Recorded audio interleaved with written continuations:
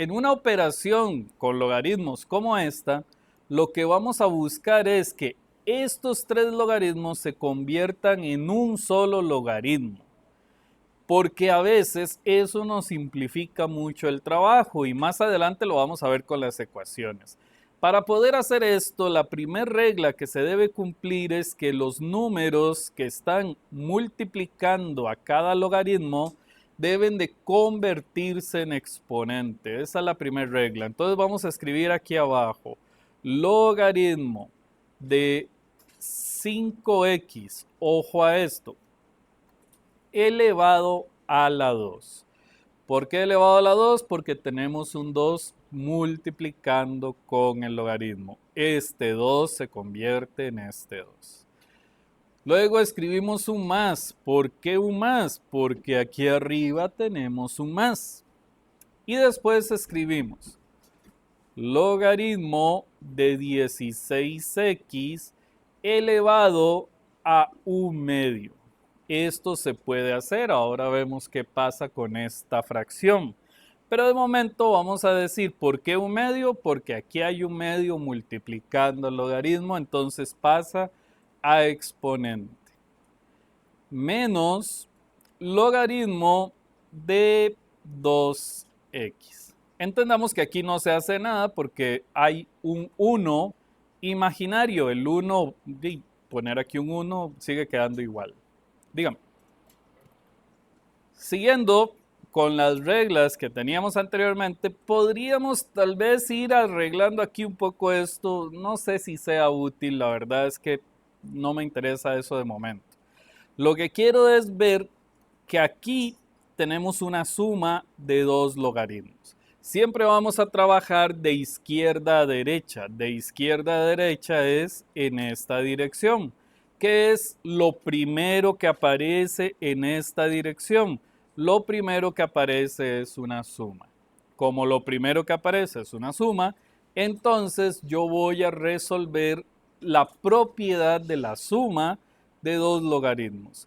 Yo no sé si se acuerdan, pero hace poquito dijimos que si hay una suma, yo puedo convertir los dos logaritmos en solo uno.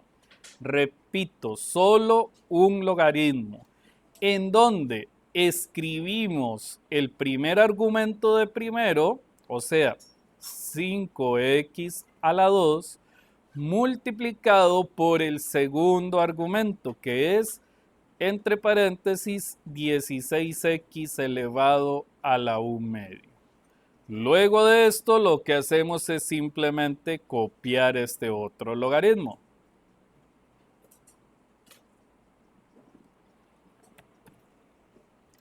Ok, pero ahora tenemos una resta. Si pueden observar, cuando hay una resta, yo puedo tomar los dos logaritmos y convertirlos en un solo logaritmo, de tal forma que me queda logaritmo, solo uno, no dos, ¿verdad?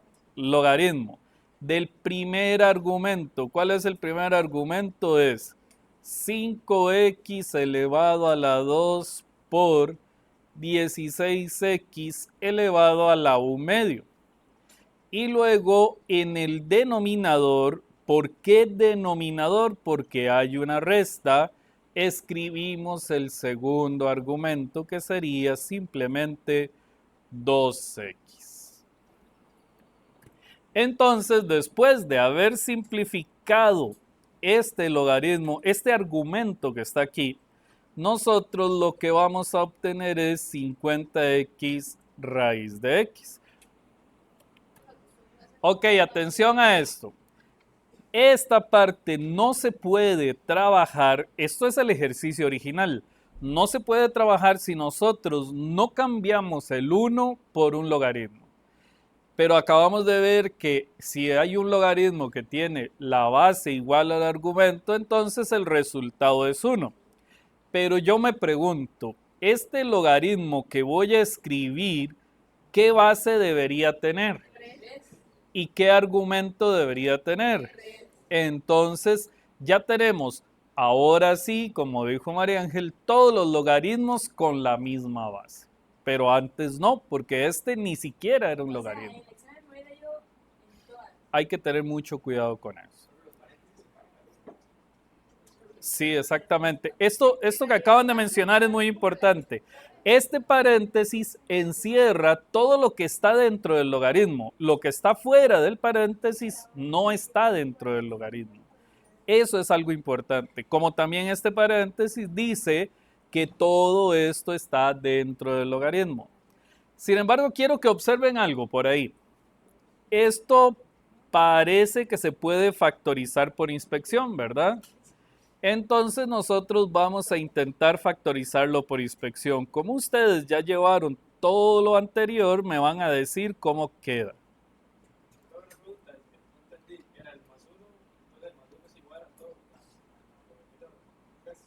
Logaritmo en base 3 de 3. ¿Qué pasa si todos los logaritmos tienen base 7? Logaritmo en base 7 de 7 y así sucesivamente. Vamos a ver, dígame, ¿cómo queda la factorización por inspección de este trinomio? X menos 1 por más 3. Muy bien, está muy bien hecho. Genial. Pueden ver que aquí hay una diferencia de cuadrados. Sí, si observan dice x a la 2 menos 1. Entonces es una buena idea factorizar eso también. Quedaría x a la 3 por, ¿alguien que me diga cómo queda esto? X, no, más 1 por x menos 1. Hay una regla de los logaritmos que era la primera que se debió haber cumplido. ¿Cuál era? Los números que están multiplicando se vuelven exponentes. Entonces vamos a escribir aquí menos logaritmo en base 3 de x más 3 elevado a la 2. Y volvemos a copiar este último logaritmo que es logaritmo en base 3 de 3. Tenemos una resta de logaritmos, ¿sí? Pueden observar, en una resta de logaritmos yo copio solamente un logaritmo con la misma base y luego copio el argumento del primer logaritmo. Esto es importante tenerlo bien interiorizado. Copiamos el argumento del primer logaritmo y esto lo colocamos sobre el argumento del segundo logaritmo. ¿Por qué? Porque es una resta de logaritmos. Esto es importante entenderlo bien. Perdón.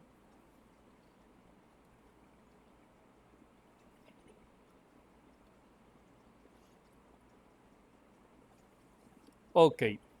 ¿Se dan cuenta? Este logaritmo representa a estos dos. Es muy importante tener eso presente. Y luego vamos a copiar estos dos que están por aquí.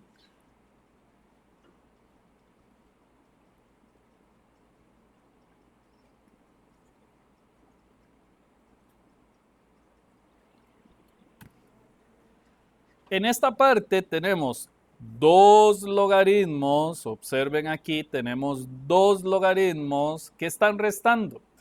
Aquí sí hay que tener un poquito de cuidado porque es muy incómodo ponerme a escribir una fracción de esta forma. Y a un final esto también es una fracción y hay que hacer extremos y medios. Esto no es eficiente porque entonces hacemos un paso más. La mejor opción en esto es recordarse que como son dos logaritmos, yo escribo solo un logaritmo y ojo que me voy a tomar el tiempo de escribir una línea fraccionaria un poquito más grande, en donde el denominador es igual a este. Pero cuidado, no se equivoquen, no estoy diciendo que así queda.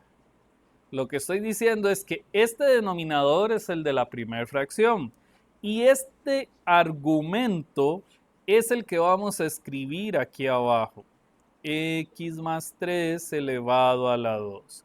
Si quieren una justificación al por qué podemos hacer eso, pues la respuesta es tan simple como decir por extremos y medios. Aquí no se requiere una gran explicación.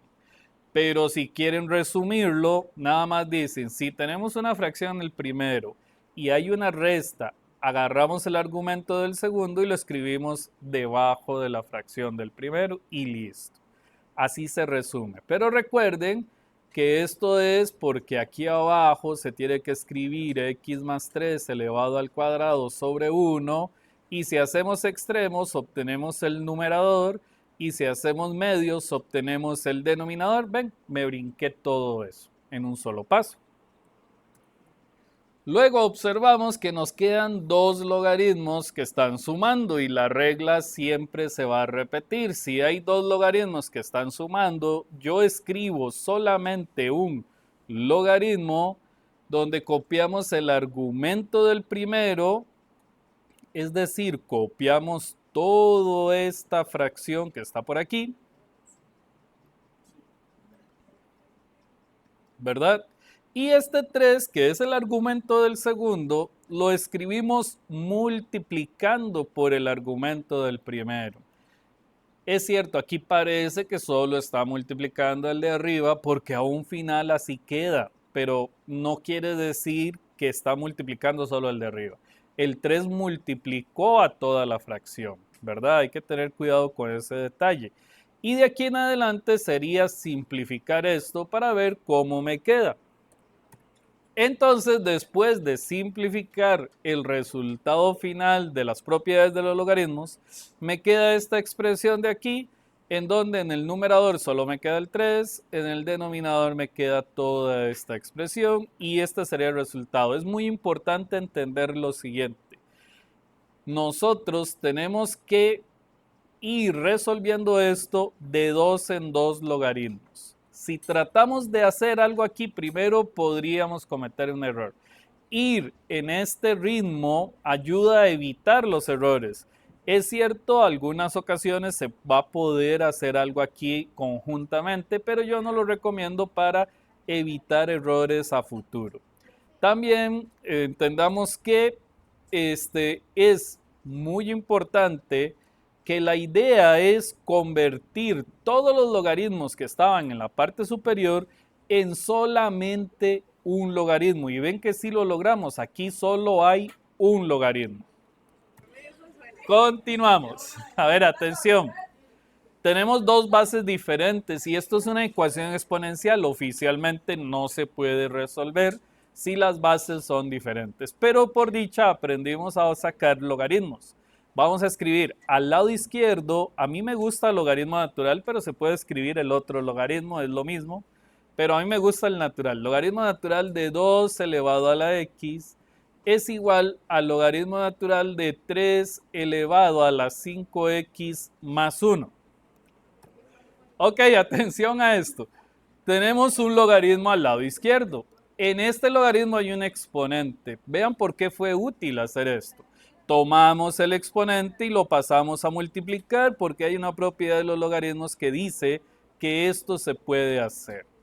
Luego tomamos este otro exponente y lo pasamos a multiplicar. Aquí viene lo que yo repito mucho y entiendan, solo mis estudiantes se acuerdan de esto 4 o 5 cursos después porque yo soy muy necio con esto.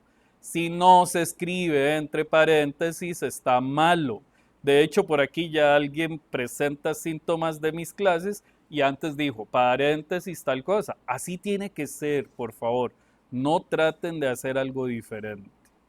Si no se escribe el paréntesis, estaría malo porque estoy pasando una suma a multiplicar. Entonces tiene que ir entre paréntesis. Ok, algo que sí podemos ver a futuro es que podríamos pensar, si este logaritmo está multiplicando con el paréntesis, pues deberíamos de ponerlo a multiplicar con cada parte del paréntesis. Es una opción. La otra es pensar en que pasa a dividir, pero esta no es tan buena. Ahorita se van a dar cuenta por qué. Primero vamos a escribir x logaritmo natural de 2 es igual. Vamos a ver. Multiplico logaritmo natural de 3 por 5x y me queda 5x logaritmo natural de 3. ¿Sí? Luego multiplico logaritmo natural de 3 por 1 y esto me queda logaritmo natural de 3. Recuerden que cuando multiplicamos por 1 queda igual, ¿verdad? No cambia. Ok, cuando nosotros multiplicamos esto, podríamos unir las x con las x y los números con los números, al igual que las ecuaciones viejas, ¿se acuerdan? Letras con letras y números con números, solo que aquí no es tan bueno mencionarlo así. Lo que voy a hacer es unir los términos que tienen x a un lado y los términos que no tienen x al otro lado. Esa forma de narrarlo yo la siento un poco mejor, pero ahí cada quien se inventa la propia. Ahora, ¿por qué yo buscaría esto? Ven, pensar a futuro así sí vale la pena. ¿Por qué busco esto? Porque parece que hay factor común, ¿verdad? Y si yo saco factor común, me queda la x multiplicando al logaritmo natural de 2 menos 5, solo la x, ¿verdad? Por favor, logaritmo natural de 3 igual al logaritmo natural de 3. Y vean qué sucedió. Ahora puedo despejar la x. ¿Por qué puedo despejar la x? Porque este paréntesis está multiplicando con la x. Entonces, este paréntesis puede pasar a dividir al logaritmo natural de 3. Y cuando hago eso, despejé la x. Ven, empezar a futuro de esta forma, sí. Vamos a ver a qué me refiero. Tomamos este paréntesis que está multiplicando con la x y la pasamos a dividir a este otro lado del igual. De esta forma ya despejamos la x. Lo que pasa es que esto es muy lindo. Estoy diciendo que el valor que asume la x es el resultado de dividir logaritmo natural de 3 entre el resultado de la resta del logaritmo natural de 2 menos 5 por logaritmo natural de 3. Esta es la forma exacta, ¿sí? Pero también podríamos buscar la forma aproximada, que sería fracción logaritmo natural de 3 sobre logaritmo natural de 2, perdón, aquí hay que cerrar el paréntesis, cuidado con eso, menos 5 por logaritmo natural de 3, cierran el paréntesis, igual. Ven, este sería el resultado aproximado. Pero adivinen que, como les he venido diciendo todo el curso, el mejor resultado es el resultado exacto. A ver, atención todos, mucha atención, escuchen, silencio. Vean, aquí tenemos una ecuación porque hay un igual, pero es una ecuación logarítmica porque hay logaritmos. Entonces, ¿qué es lo especial? Que nos vamos a basar en algunas reglas que hicimos anteriormente. Por ejemplo, tenemos un número multiplicando con el logaritmo, vamos a pasarlo a exponente para lograr algo importante. Esto es casi una regla. Recuerde que es una ecuación, ¿verdad? Hay que ir despacito y vamos a escribir logaritmo en base 5 de 6 elevado a la 2. Atención a esto, aquí hay dos formas de avanzar. Usar la propiedad de los logaritmos, perdón, la definición de los logaritmos para decir el 5 elevado a esto es igual a esto, o simplemente recordarse, si esto es un igual, estoy diciendo que este logaritmo del lado izquierdo es igual a este logaritmo del lado derecho. Las bases son iguales, ya eso se cumple, ¿verdad? Pero entonces, si son iguales, obligatoriamente el argumento del primero debe ser igual que el argumento del segundo. El argumento del segundo es 6 a la 2. Adelantémonos un poquito. 6 elevado a la 2 en calculadora es 36, ¿verdad? Cuidado porque aquí la gente, por eso antes les comentaba que decirse cancela no me gusta mucho porque ustedes cancelan un montón de cosas que no tienen nada que ver con eso. Recuerden, si este logaritmo es igual a este, obligatoriamente los argumentos tienen que ser iguales. A esto se le llama en matemática el principio de linealidad. No es que se cancela el logaritmo, ¿verdad? Aunque sin querer, aunque lo diga mal, pues les sirve para resolverlo, pero no es la forma correcta. Entonces, esto nos quedaría como una ecuación lineal cualquiera en donde se resuelve haciendo el siguiente procedimiento.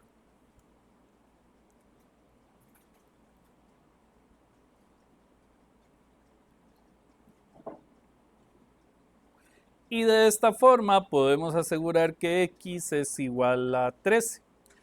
Aún así, a pesar de que hicimos el procedimiento bien y todo lo demás, este número podría no servir como solución. ¿Qué quiero decir con eso? Que si yo tomo este número y lo meto dentro de la x que está en este paréntesis y el resultado me da negativo, entonces no me sirve como solución.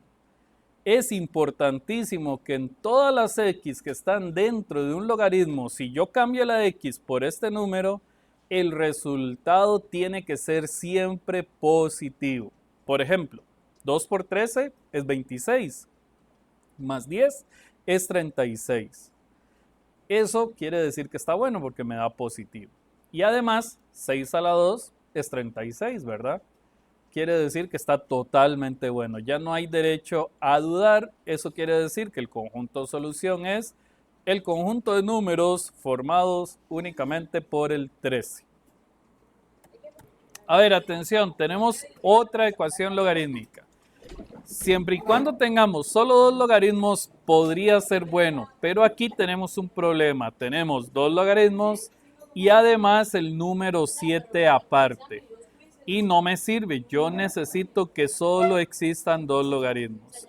¿Qué debemos hacer para arreglar el problema? Lo que debemos hacer es recordarnos que el número 7 es lo mismo que decir 7 por 1. Saber esto tan simple es muy importante, porque la base del logaritmo es un 2.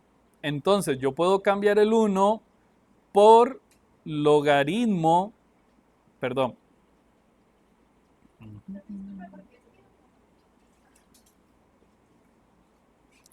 en base 2 del 2. Ven, en lugar del 1, yo escribo esto. Es importante porque si no logro convertir este 7 en un logaritmo, nunca voy a poder resolver esta ecuación. Entonces voy a reescribir esta ecuación. Logaritmo en base 2 de x menos 2. Recordemos que 7 es lo mismo que decir 7 por 1 y por lo tanto es lo mismo que decir 7 por logaritmo en base 2 de 2. Entonces voy a escribir aquí 7 logaritmo en base 2 del número 2 menos logaritmo en base 2 de x más 6. Vean que esto era necesario por lo siguiente. Si nosotros tenemos varios logaritmos, vamos a ocupar quitar los números que están multiplicando con los logaritmos. O sea, me quedaría así.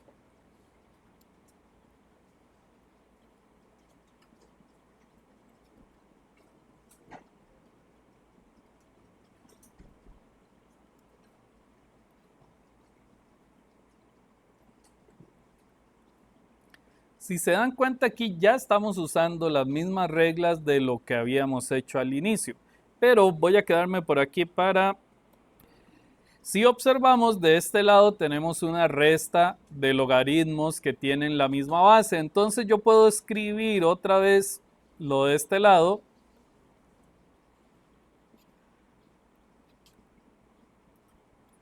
y la resta se convierte en división, o sea, logaritmo en base 2 de 2 elevado a la 7 sobre x más 6.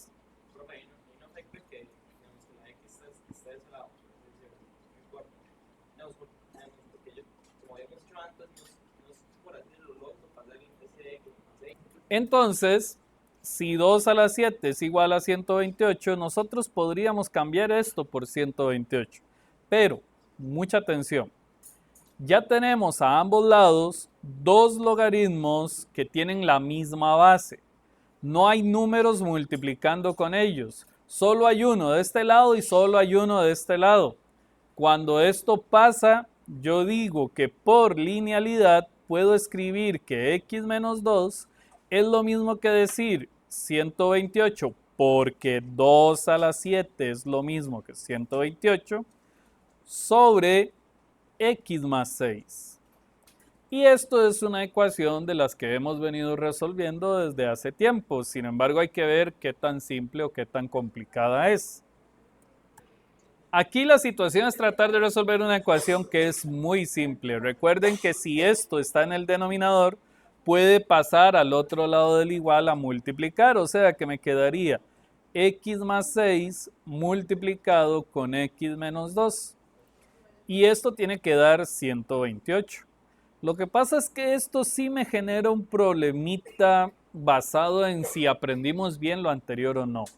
Recuerden que tenemos dos paréntesis multiplicando y vamos a multiplicar x por x. Esto me queda x a la 2. X por menos 2. Esto me queda menos 2x. 6 por x me queda 6x. Y 6 por menos 2 me queda menos 12 igual a 128. Ya que tenemos esto, pues lo que queda es recordarse que si tenemos x a la 2, tenemos que igualar a 0. No es como la anterior, ¿verdad? De letras con letras y números con números. No, aquí debemos de igualar a 0. Igualar a 0 me llevaría a decir que menos 2 más 6 me da 4x.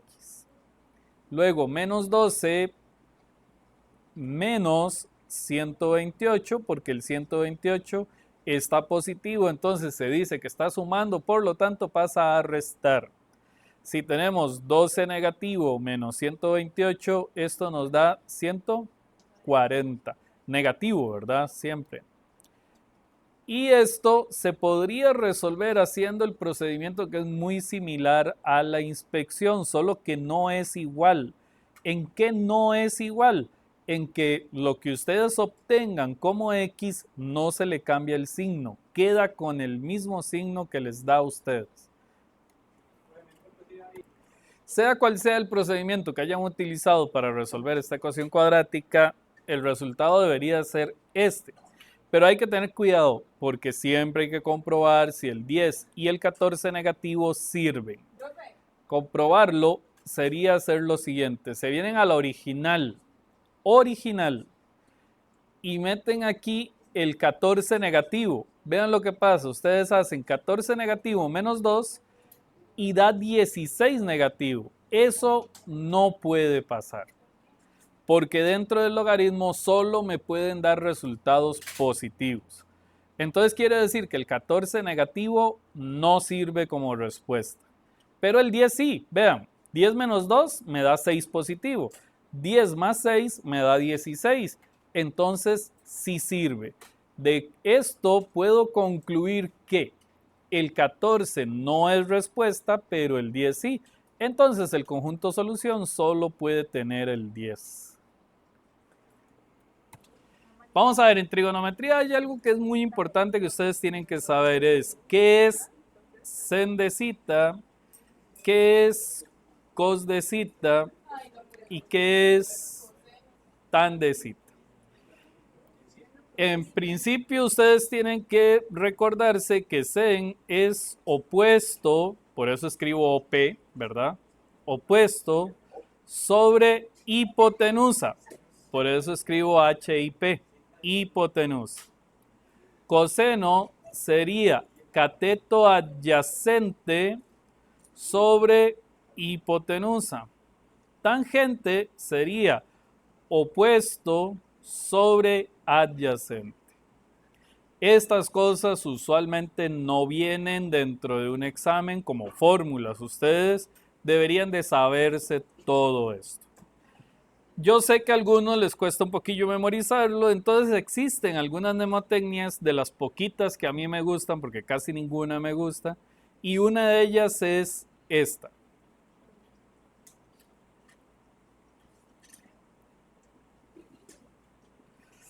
Esta mnemotecnia es útil para aprenderse esto porque la S significa seno, la O opuesto sobre hipotenusa.